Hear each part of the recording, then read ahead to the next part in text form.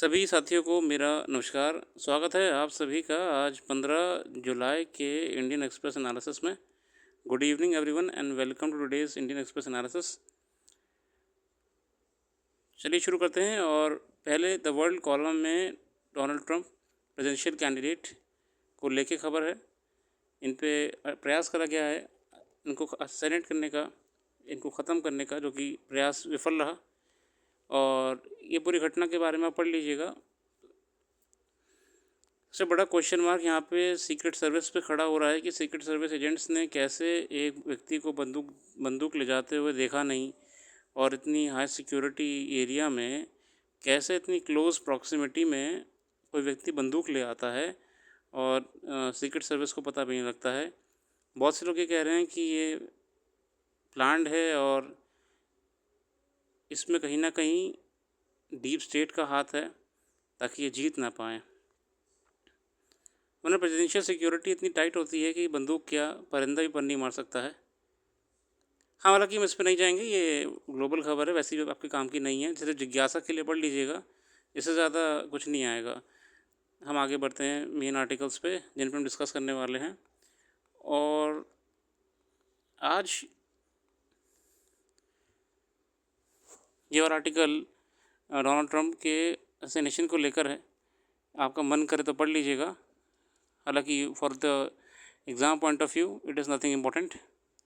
Article is good.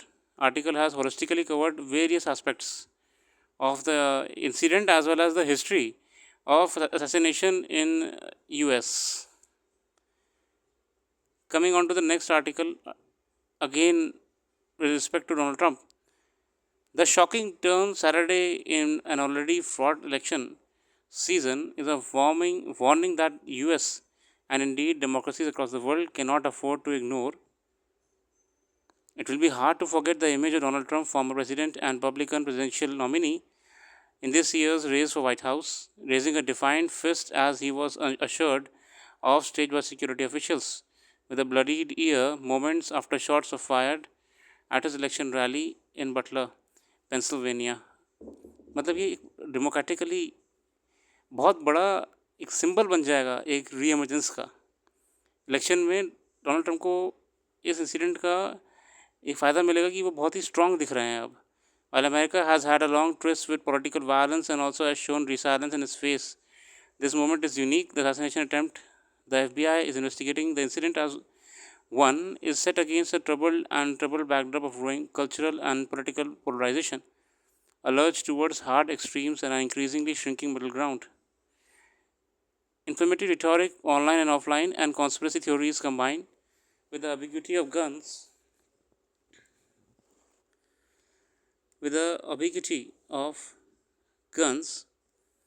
as well as the ever entrenched gun culture contributing to a toxic environment that has not only made political violence more likely। मतलब ये कहीं ना कहीं बहुत सारे मुद्दे से निकल के आ रहे हैं। Deep state, conspiracy theories, gun culture. आपने गन कल्चर को इतना कंट्रोल में रखने का प्रयास ही नहीं करा है कि खतरा खुद राष्ट्रपति कैंडिडेट पे आ गया है। लोग तो वैसे ही मर रहे थे। यूएस में तो बहुत डर लगता है लोगों को। इन रियलिटी लोग को बहुत डर लगता है, पता नहीं कब कहाँ गोली खा लें। बॉर्डर पे नहीं, शहर के अंदर ही पता नहीं कब क्या बात हो जाए और दूसरे बंदा गोली मार दे। तो ये क्वेश्चन मार्क गन कल्चर पे भी है।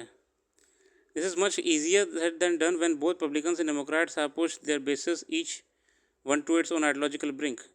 Political figures like senior Senator J.D. Vance of Ohio, one of the choices to Trump's running mate, and South Carolina's Republican Senator Tim Scott rushed the place, the blame squarely on the Democrats and the Biden। मतलब देखिए, कुछ लोग कह रहे हैं कि government ने ध्यान नहीं दिया, सिक्योरिटी लैब जानबूझ के करा गया है।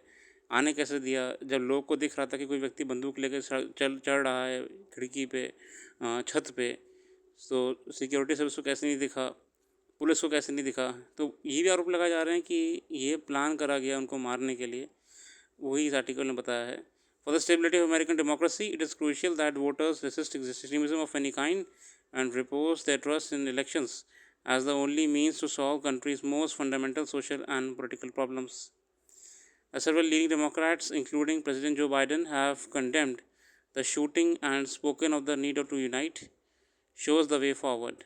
This moment serves a warning not just to America but also to democracies across the world against a zero sum politics in which campaigning is a blood sport, where both sides sees it is a fight to finish and where the winner must take all. कहीं ना कहीं इस बार election में बड़ा देखा जा रहा है। अगर आप थोड़ा सा मैं आपको बताऊं इसमें क्या चल रहा है। एक तो दुर्भाग्य यूएस का भी है। यूएस में आप ये मत सोचिए कि बहुत बढ़िया कुछ मौज है वहाँ पे, कुछ खास इतनी बढ़िया। यूएस में प्रेसिडेंशियल रेस इतनी इस हद तक आगे पहुँच गई है कि खासकर जो वर्तमान प्रेसिडेंट जो बाइडन है, उनकी पार्टी, ये लोग कीचड़ उछाल रहे हैं डोनाल्ड ट्रंप की तरफ। आप देखिए अभी हाल ही में जैसे एक प्रेस कॉन्क्लेव हुआ था वाइट हाउस में। वाइट हाउस ऑर्गेनाइज कराता है, प्रेस के जितने भी लोग होते हैं, मीडिया हाउस होते हैं, उनको सम्मान देता है, उनके कंट्रीब्यूशन के लिए कंसीडर करता है, उनको अवार्ड मिलते हैं हर चीज़ के लिए। वो ऑफिशियली वाइट हाउस कराता है, मतलब कि सरकार कराती है, ठीक है ना, प्रेस नाइट। आप देखिए मैंने पूरा पूरा इवेंट देखा था यूट्यूब पे कि उस पूरे इवेंट में, जबकि देखिए आप कौन सी पॉलिटिकल आइडियोलॉजी से बिलोंग करते हैं वो आपका पार्टी लाइंस है और वो एक लिमिट तक एक रुक जाना चाहिए, आपकी गवर्नमेंट पे ओवरलैप नहीं करना चाहिए। हुआ ये क्या कि वो ऑफिशियल इवेंट था, वाइट हाउस में हुआ था और खुले में वाइट हाउस में डोनाल्ड ट्रंप का मजाक बनाया गया। हर व्यक्ति जो माइक पे आ रहा है वो सिर्फ मजाक बना रहा है। मेरे को ये बड़ा अजीब लगा कि ये आप लोग को मैं इसलिए बता रहा था कि आपको भी एक आइडिया रहे, ठीक है ना, कि क्या डिफरेंस होनी चाहिए पॉलिटिकल लाइंस और गवर्नमेंट के बीच में, कि किस किस लाइन से आगे किसी को भी स्टेप नहीं करना चाहिए। तो हुआ ये कि उस पूरे इवेंट में जो कि ऑफिशियली वाइट हाउस में हुआ था, मतलब कि गवर्नमेंट का था, एक फॉर्मर प्रेसिडेंट का मजाक बनाया गया सरेआम, फॉर्मर प्रेसिडेंट का। तो इसका विरोध वहाँ पे भी बहुत आर्टिकल्स में लिख के करा गया और बड़े पत्रकारों ने भी लिखा कि बड़े बड़े न्यूज़ चैनल भरी भरे वाइट हाउस में बैठ के, बड़े अच्छा ये छोटे मोटे लोग भी नहीं थे, ये बड़े न्यूज़ चैनल्स के मालिक थे, रिपोर्टर्स थे, सब मजाक बना रहे डोनाल्ड ट्रंप का कि वो तो जेल में है, उस पर तो चार्ज चल रहे हैं। राजनीति किस हद तक गंदी हो चुकी है यूएस में कि आप ये भूल गए कि एक ऑफिशियल इवेंट में एक फॉर्मर प्रेसिडेंट का मजाक बना रहे हैं। डेमोक्रेसी हकीकत में अभी भी यूएस में बहुत ही अलग ही दुनिया पर चल रही है, इस हद तक पहुंच गई है कि गोली चलाई जा रही है। आप इसे क्या नहीं कहेंगे, सिक्योरिटी लैप्स ही तो है। अगर आप कितना भी नकारने की कोशिश करें कि नहीं हो सकता कि वो एंटर कर गया, कैसे कर जाएगा एंटर। यूएस में प्रेसिडेंशियल सिक्योरिटी बहुत टाइट होती है, मगर ये कैसे हो गया। हालांकि हम उस पर नहीं जाएंगे। जो मैं यहाँ पे कहना चाह रहा था कि आप लोग को भी पॉलिटिकल आप इलेक्शंस और गवर्नेंस एग्जीक्यूटिव पढ़ेंगे तो कभी सोचिएगा, कभी लिखने का प्रयास करिएगा कि कैसे एक लाइन के बाद, उस लाइन के बाद जहाँ गवर्नमेंट शुरू हो जाती है वहाँ पॉलिटिकल आइडियोलॉजीज़ को पीछे कर देना चाहिए और एज अ गवर्नमेंट काम करना चाहिए। अगर वो इवेंट कोई मान लीजिए कि प्राइवेट इवेंट होता, मतलब कि पार्टी ने ऑर्गेनाइज़ कराया होता या कोई ऑर्गेनाइजेशन का होता, बहुत सारी ऑर्गेनाइजेशन ऑर्गेनाइज़ कराती हैं यूएस में, तो बहुत ऑर्गेनाइजेशंस हैं, बड़ी बड़ी ऑर्गेनाइजेशन हैं। या तो वो इवेंट किसी अखबार का होता, अखबार का, न्यूज़ चैनल का होता, तो वहाँ पे आप दूसरे बंदे के लिए कितना भी कह दीजिए, वो एक प्राइवेट इवेंट है, उसमें तो हर किसी को अपने व्यू रिफ्लेक्ट करने की आसानी होती है। बट एक गवर्नमेंट की इवेंट में एक फॉर्मर प्रेसिडेंट का मजाक बनाना शेमफुल। और आप ये भी देखिए कि छोड़िए, हम कहानी पे नहीं जाएंगे, इस पर टॉपिक क्या निकला है। टॉपिक ये निकला है कि गवर्नमेंट पॉलिटिकल पार्टीज़ को गवर्नमेंट में आने के बाद पॉलिटिकल आइडियोलॉजीज़ को और पॉलिटिकल बिलीव्स को एक पॉइंट तक रखना चाहिए, उसके बाद आगे जाके एज अ गवर्नमेंट काम करना चाहिए। जैसे कि आप सरकारी अधिकारियों के लिए कहते हैं ना कि भले ही वोट किसी पार्टी को दो, आप भले ही आपका आइडियोलॉजी कुछ भी हो, मगर जब आप दफ्तर में बैठे हैं, जब आप ड्यूटी दे रहे हैं, तो आपकी आइडियोलॉजी सिर्फ एक है, वो है गवर्नमेंट। ये हमको डिमार्केशन होना चाहिए। अगला आर्टिकल है Kathmandu turn political instability code aggravate economic crisis. Kathmandu मतलब नेपाल में फिर से पॉलिटिकल प्रॉब्लम शुरू हो गई हैं। प्रचंड साहब जो हैं उनकी उनकी गद्दी जाने वाली है। केपी ओली साहब स्ट्रांग होते जा रहे हैं, वो आने वाले हैं। नेपाल में यही चलता रहता है, डेवलपमेंट के अलावा सब कुछ हो रहा है। The Maoist centre is only the third largest party in Nepal.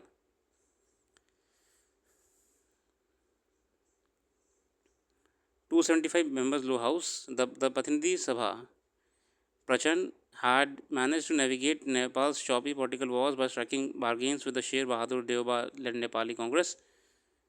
But on Friday he was upstaged after Deoba and Oli struck a deal.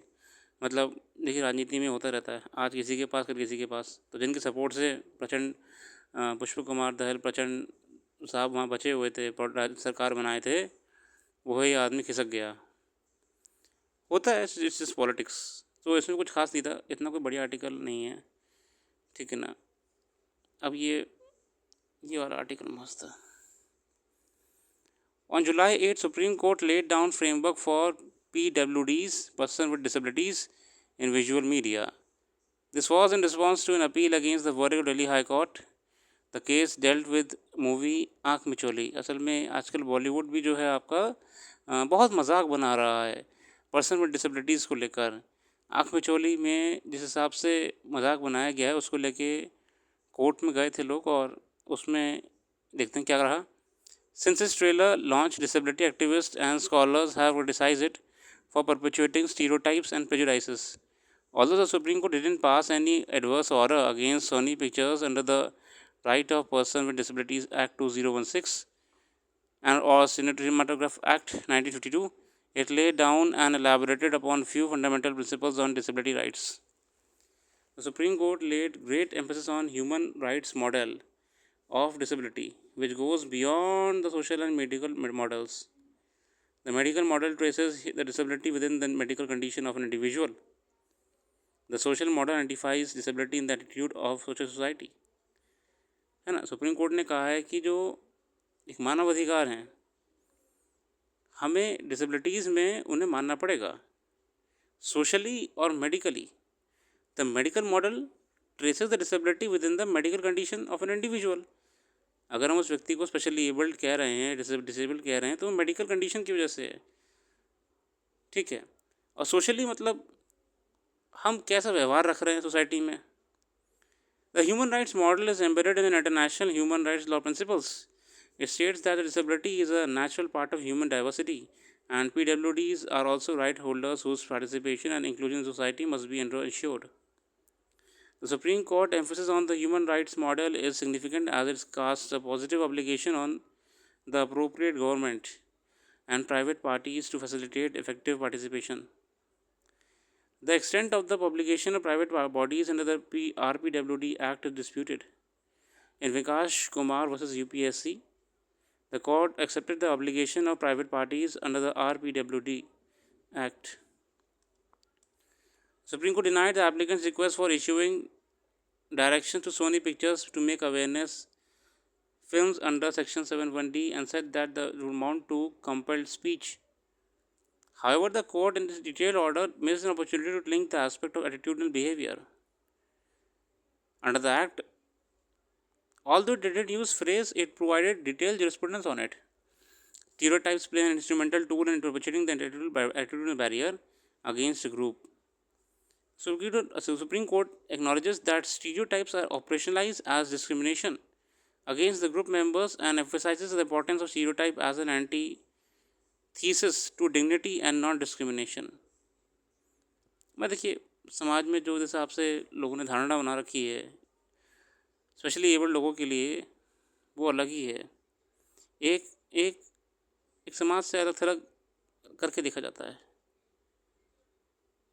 The apex court acknowledged the difference between cinematic speech, hate speech, and group defamation laws. For instance, in Pravasi Bharlai Sangathan, the Supreme Court explained that hate speech is an effort to marginalize individuals based on their membership in a group, often leading to the perpetuation of hatred or violence. On the other hand, the US Supreme Court in Bernays versus People's State of Illinois defined group defamation as amounting to hate speech, which is also analogous to individual defamation. आगे बढ़ेंगे। Supreme court employed context of speech, मतलब speech का context क्या है.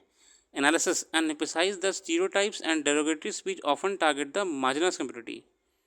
The other facet in the context of speech are the impact on human dignity.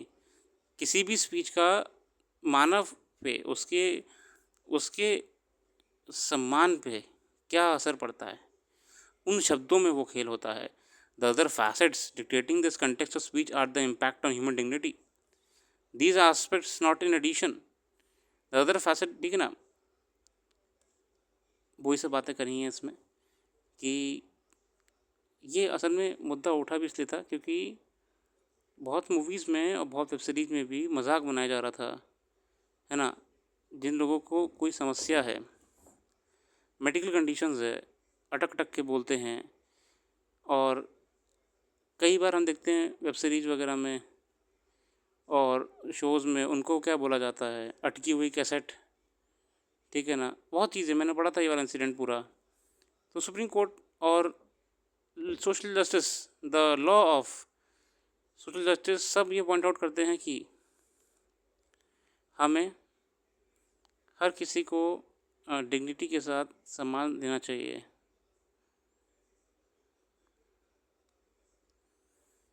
अगला article, the law is human not divine. In a recent statement in Kolkata, chief justice India CJI साहब कोलकाता गए थे हमारे. उन्होंने कहा वहाँ पे कि माय लॉर्ड कहने से एक भगवान की फीलिंग आती है, इसीलिए जजेस को माय लॉर्ड वगैरह ज़्यादा सुनने से ना आसमान में नहीं उड़ना चाहिए. और अगर कोई माय लॉर्ड कह ही भी रहा है तो उनके सम्मान में कह रहा है, उन्हें डिवाइन नहीं समझना चाहिए अपने आप को. ठीक है ना, they are not divine, they are humans. Humans are incurably religious. Indians are more. So, Indian society display a manifest tendency towards an outlook that is predominantly religious. Sir Harcourt Butler noted that Indians are essentially religious as Europeans are essentially secular. Prime Minister Modi has repeatedly said that only holy book from him is the Constitution of India. Holy carries religious connotations. Most of our Lok Sabha members and Union ministers recently took oath in the name of God. जब बहुत लोग शपथ लेते हैं वो भगवान के नाम पे लेते हैं, और कुछ जो शपथ लेते हैं वो ऐसे ही लेते हैं. I solemnly affirm. Society seems is not at ease with idea of secularism. Religion dominates electoral campaigns despite its prohibition laws. Indira Gandhi was called Durga by Atal Bihari Vajpayee. In 1989, Rajiv Gandhi launched his campaign Lok Sabha election of Ayodhya. Prime Minister Modi was called 11th incarnate of Vishnu by Avdut Wagh, Kangana Ranaut and several other. मतलब देखिए उन्होंने ये बहुत बड़ी सी बात कही है कि हमारे समाज में ना ये गॉड एलिमेंट और ये कई जगह कई गुना ज़्यादा बड़ा हुआ है. ठीक है ना. Our courts have a rightful claim to being temple of justice. The Supreme Court seal itself says यतो धर्मोस्य जह, where there is dharma there is justice. Dharma and law are used synonyms in Hindu religion. It is therefore not surprising that in several judgments we find reference to scriptures. A few of our judges, being members of the larger society, are also deeply religious. One judge reportedly held Lord Ram to be a constitutional figure because of a drawing in the original constitution, without realizing that by this logic Akbar and Tipu Sultan would also get such a coveted status. Another Allahabad High Court judge in 21 directed the government to bring a law. मतलब देखिए ये कुछ लोग ये भी कहते हैं कि भैया संविधान में इनका फ़ोटो है, तो मतलब ये भी कॉन्स्टिट्यूशनल फिगर हैं, है ना. और कई बार ऐसी बात भी करी गई है, भैया इनको भी आप ध्यान में रखिए. It was Ram Lalla who 1989 filed a petition claiming ownership of the Babri mosque in a case pending for decades and finally won the title from Apex Court 19. In otherwise pro-environment order, the Uttarakhand High Court in 17 held that Ganga and its tributary Yamuna are legal persons entitled to fundamental rights. मतलब देखिए society में हमारे कितना बढ़िया उन्होंने cover करा है कि गॉड एलिमेंट, एक रिलीजियस सैंक्टिटी जीवन में उतरी हुई है, हाँ जीवन में है. Many judges are also use religion to justify the findings. In the process, they create unnecessary controversies as religious fanatics start blaming them for interpreting the sacred scriptures. This was seen post the Shahabano 85 and Sabrimala 17 decisions. What is surprising is judges' over indulgence in purely religious matters and their enthusiasm to reform religions. Reforms are must, but top to down reforms are always counterproductive and allow fanatics to hijack the debate. In any case, reform should happen by interpreting the constitution and law, not religion. और ultimately आप चाहे Ganga river को person कह दें, आप चाहे किसी भगवान के नाम पे शपथ लें, या फिर आप चाहे रिलीजियस इमेजेस जो कॉन्स्टिट्यूशन में हैं उनको कॉन्स्टिट्यूशन फिगर्स कह दें, हमें इंटरप्रिटेशन लॉ के हिसाब से करना चाहिए, ना कि रिलीजन के हिसाब से करना चाहिए. Even in non-religious matters like right to die, in P. Ratinam, the Jal Samadhi of Lord Rama, and the seeking of death by Gautam Buddha and Mahavir were referred to. सब चीज़ें court refer करता है. शाहबहानो case 85 was a case under 125 and 127 of CRPC, but Justice Y. V. Chandrachud referred to the Quranic verse 2 to 41. मतलब शाहबहानो case में भी why we Chandrachud साहब ने Quranic verse का संबंध को रेफरेंस में लिया था. तो रिलीजियस तो हमारे यहाँ इंटरप्रिटेशन लिए जाते हैं. Unfortunately modern constitution too are becoming similar to religions. Abraham Lincoln in 38 urged Americans to adhere to the political religion of the nation. The Constitution is the holy scripture of the model civilized religion. Like other organized religions, the civil religion has its hymns and its sacred ceremonies, its prophets and martyrs. Abraham Lincoln साहब ने कहा था भैया संविधान हमारा religion है, इसी को फॉलो करिए. तो अंत करते करते क्या should religions be subjected to a constitutional morality, rationality? Court should not behave like a clergy. It is not a judiciary's job to reform religions. Constitutional morality is a laudable goal, but we are not ready for it. In practice, freedom of religion neither means freedom from religion, nor does it include a release from women. Freedom within religious congregations continue to attract masses and at times leading to Hathras like tragedies. ये article बड़ा अच्छा cover करा है, link करा है कि कैसे religion को अगर हम देखने का प्रयास करें तो लगभग समाज के हर ताने बाने में जा चुका है. चाहे वो मंत्री और तमाम बड़े पदों में रहे, सेवा दे रहे कर्मचारियों अधिकारियों की शपथ हो जो कि भगवान के नाम पे ली जाती है, या फिर खुद न्यायालयों में कई केसेस जिनमें रेफ़र करा जाता है कुरान को, गीता को, समुद्र मंथन को, या फिर जजेस जो कि अपने आप को लॉर्ड समझते हैं और लॉर्ड उनको कहा जाता है, समझते क्या हैं तो वो अपने को डिवाइन समझते हैं, वगैरह वगैरह. अच्छा आर्टिकल था ये वाला. एक्सप्लेन पेज पे ये वाला मत पढ़िएगा, ये वाला कुछ ख़ास नहीं है. ये बेसिकली एक मेडिसिन बनी थी ट्राइस्प्टाइड, और इसका काम कुछ और था, मगर अभी हम आएंगे इस पर. होने ये लगा था कि इससे लोग को वेट लॉस होने लगा, तो कंपनी ने इसको चेंज करके वेट लॉस के लिए बना दिया. इट वाज अ बस तुक्का था कंपनी के लिए. Unlawful activity in Maharashtra bill to curb urban naxalism. अब ये कंट्रोवर्सी में आ गया है कि ये क्या तय करेंगे अर्बन नक्सलिज्म क्या होता है. Maharashtra government has proposed a sweeping new law to deal with the increasing presence of Naxalism in urban centers. The bill introduced in the assembly on Thursday targets a wide range of actions: interference with the maintenance of public order and administration of the law, generating fear and apprehension in the public, encouraging or preaching disobedience of law. What are the government's reasons for bringing the bill? Government ये लाई क्यों अचानक से एक ऐसा bill ले आई जिसमें Naxalism, urban Naxalist लोग को सो कॉल्ड धर दिया जाएगा. According to government, these frontal organizations provide logistics and safe refuge to armed Naxal cadres, and existing laws are ineffective and inadequate to tackle the menace of Naxalism. सरकार तो ये कहती है भैया ये जो शहर में रहने वाले कुछ लोग हैं ये एक पूरे नेटवर्क का पार्ट हैं और ये स्लीपर सेल टाइप होते हैं, समाज का हिस्सा होते हैं, समाज में काम कर रहे होते हैं, नौकरी कर रहे होते हैं, मगर originally they support the Naxalist movement. आगे आएंगे. इसमें बात क्या करी गई है, क्या प्रोविजंस लाए गए हैं। The bill gives the government to power to declare any suspect organisation as an unlawful organisation. अब सरकार क्या हुई ना, किसी ऑर्गेनाइजेशन को अनलॉफुल कह देगी, भाई अनलॉफुल है ये। It prescribes the 4 offences for which the individual be punished for being a member of unlawful organisation. अगर आप मेंबर हो ऑर्गेनाइजेशन के तो भैया आपको इसमें पनिशमेंट मिलेगी। आप मेंबर नहीं हो मगर आप वो संस्थान को पैसे देते हो, फंडिंग करते हो, तो भी आपको धर लिया जाएगा इसमें।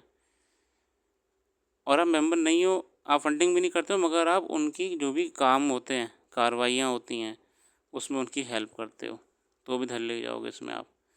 तो अगर आप इन सब क्राइटेरिया में आ रहे हो तो आप अर्बन नक्सलिस्ट इस मूवमेंट का पार्ट हो, अनलॉफुल ऑर्गेनाइजेशन का। इसमें 2 से 5 लाख का जुर्माना भी लिखा हुआ है, 7 साल की सज़ा भी है।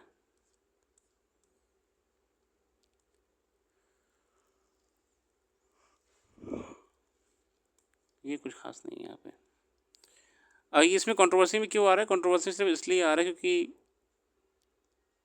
लोग ये कह रहे हैं कि आप ये कैसे डिसाइड कर लोगे कि अर्बन नक्सलिस्ट कौन है कौन नहीं है, और गवर्नमेंट कब से ये डेफिनेशन को कंसीडर करने लगी है। आर्टिकल तो कुछ खास नहीं आया, आर्टिकल अलग अलग टॉपिक्स पे आए हैं, ये डायरेक्टली कभी आपके काम में आएंगे नहीं।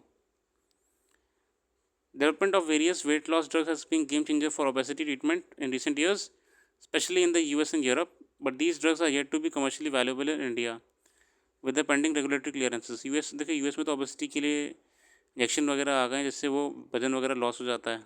इंडिया में अभी रेगुलेशन नहीं आया इसके लिए, तो काम चल रहा है। Diabetes drug for weight loss, ये मैंने कहा ना, ये असल में ओजेम्पिक है, नोवो नॉट्स का इन्होंने ये बनाया था, ये बेसिकली डायबिटिक पेशेंट के लिए है, ठीक है। और उल्टा ये होने लगा कि इससे ये पाया गया कि जो पेशेंट थे उनका वेट लॉस भी हो रहा था। अब लोग इतने क्रेज़ी हो गए कि जिनको लोगों ने लगाना शुरू कर दिया इसे, और वेट लॉस होने लगा, तो इसको फिर से नए रूप में निकाला गया मार्केट में, और अभी बहुत ये सेल हो रहा है यूएस में, और इससे वेट लॉस हो रहा है, ठीक है। Some doctors in US saw an interesting side effect, मतलब ये तुक्का था, ये इंजेक्शन जो टाइप 2 डायबिटीज़ के लिए बना था ये तुक्का था। वो डॉक्टर्स ने ये देखा कि भैया पेशेंट हमारे हैं, इनका वजन कम हो जा रहा है, धीरे धीरे बात फैलने लगी, तो अब इसी को वेट लॉस के लिए रेफ़र कर देते हैं इंजेक्शन को, और हो भी रहा है, ठीक है। इसमें वही सब कहानी बताई हुई है,